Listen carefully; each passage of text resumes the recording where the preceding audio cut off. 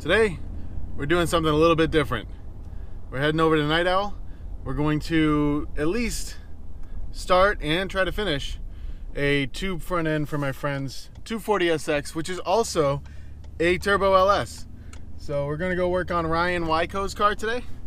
And he's a local guy. He doesn't go to many events because he's always building and rebuilding and building again and doing all this crazy stuff. But his car is actually pretty crazy, and made a ton of horsepower like last year, or maybe 2 years ago, I can't remember. But he pulled the motor out, had all new Texas speed stuff going in, having a machine shop build the engine now, and he decided that it was a perfect time to redo his tube front end. So I'm gonna go over there and actually do the tube front end for him and follow along.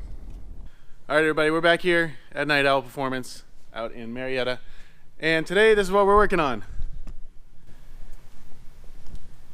There's not much on the front of this car. We're gonna chop some more off of it. This is Ryan Wyco's car, also a Night Owl car, so it's getting a bunch of work done. And we're gonna start by cutting these frame rails off, making new frame rails, and coming across the bottom to catch these, I guess they're tension rods or tension brackets or something, whatever these are called. And then we're going to make some down bars from there to here. We're going to make some bars from the fender rails down and across the front. And I probably won't be doing too much talking during all this because I actually have to get work done, but we might time lapse it all, or we might cut it up and make it look cool, or add some music or something.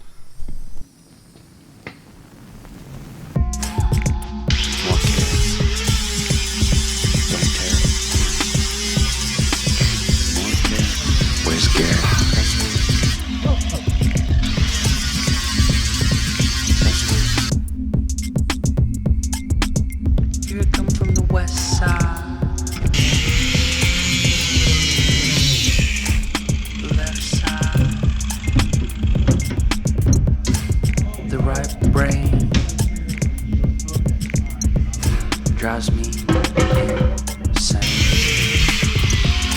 Don't lie, don't lie, don't lie to me.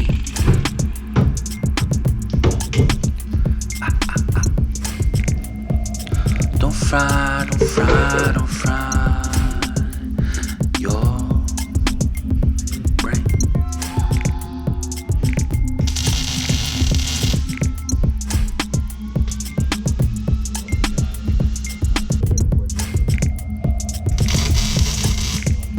You guys spend a lot of time editing? It takes a couple hours.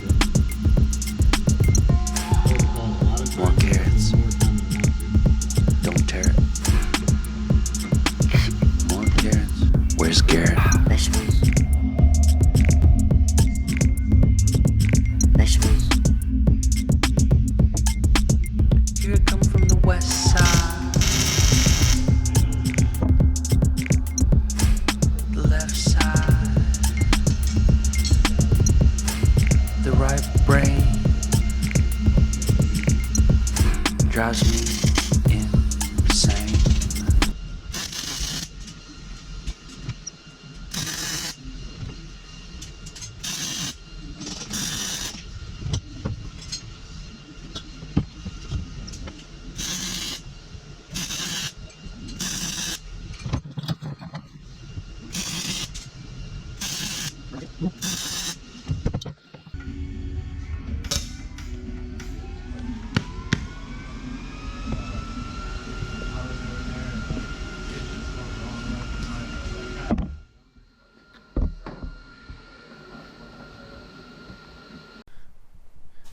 All right, so we got quite a bit of work done already. We got the frame rails all welded up, welded onto the car.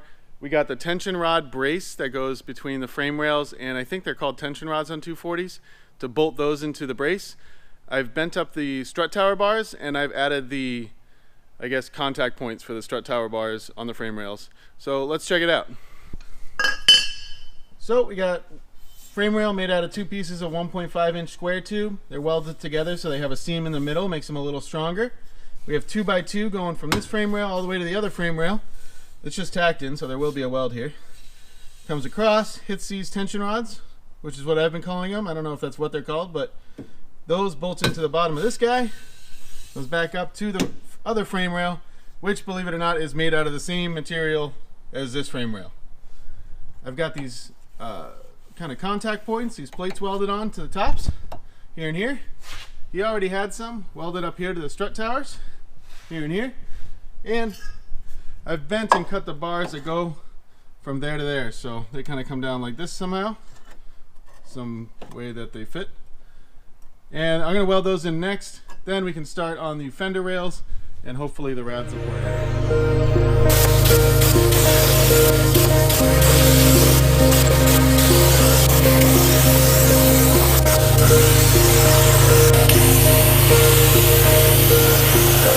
Alright guys, let me give you a little bit of a progress report. We got a ton done today, and I'm just kind of welding up some of the parts now.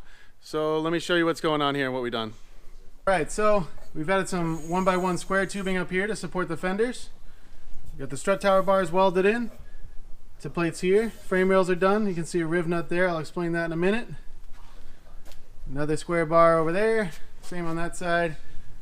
And some really cool plates that we cut out on the plasma table for the bash bar. So you can see they kind of have a cool shape to them. And those riv nuts, are for these guys. So these guys bolt on here, kind of like this, somehow. And this is what we're going to make the headlight tabs off of and everything like that. So these will bolt on, and there might be a bar in the middle of the two, but we're not sure yet. Depends on what we have to hang. So that's what we got done today, and it's actually really getting close to being done. So guys, we spent the last few days doing this tube front for Ryan Wyco's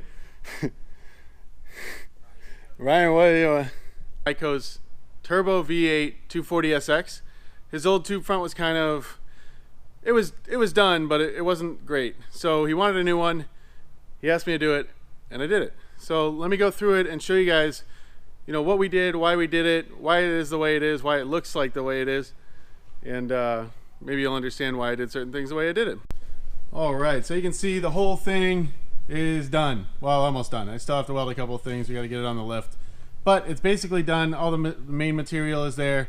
All the main bars are bent. Everything is really where it needs to be.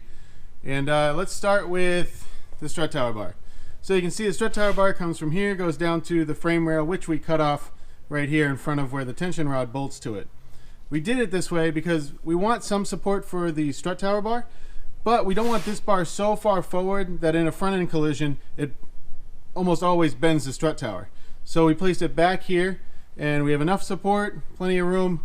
Looks cool there. You can see on the other side. I mean, I think it looks cool. I don't know if you do. So you might be wondering why I use square tubing here. You can see I use 1x1 square tubing to complete his fender rail. And that's because we wanted to bolt on this front section. So this is actually bolted here. You can see a little tab and a bolt here. Comes up, a couple bolts here, and this whole piece comes out. So square tubing allowed us not only to bolt it to it without having to make some crazy bracket with curved tubing, but it also allows us to put a riv nut right in the top for the fender to mount there. So he has some support on his fender, which he didn't have before.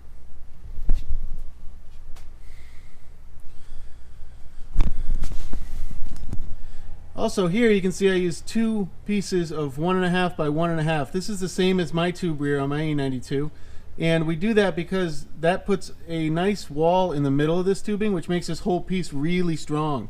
So if there's any impact or anything, hopefully everything else bends before this, and if you do bend this, you really got in a big crash and probably there's no hope for it anyway.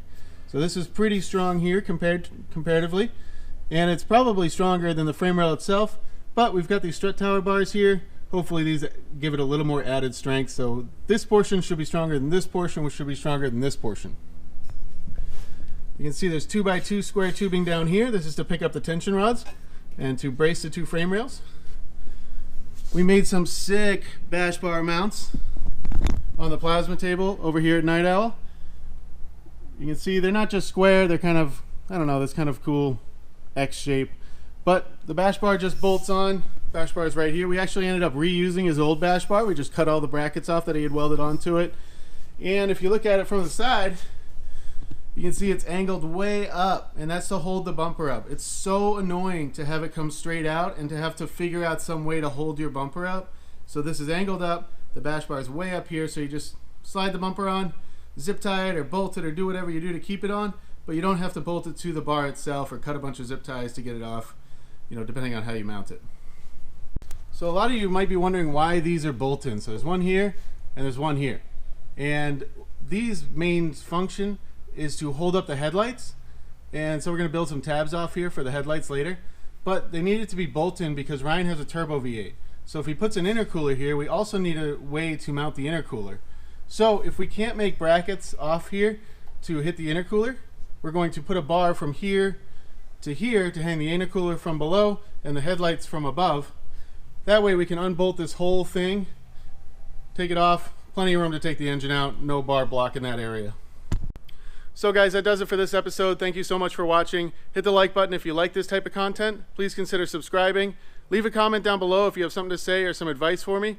And if you want your tube front done, call somebody else because this took a long time. Way longer than I thought it would. And actually I would do it again. I kind of enjoy this stuff. So thanks a lot guys. See you next time.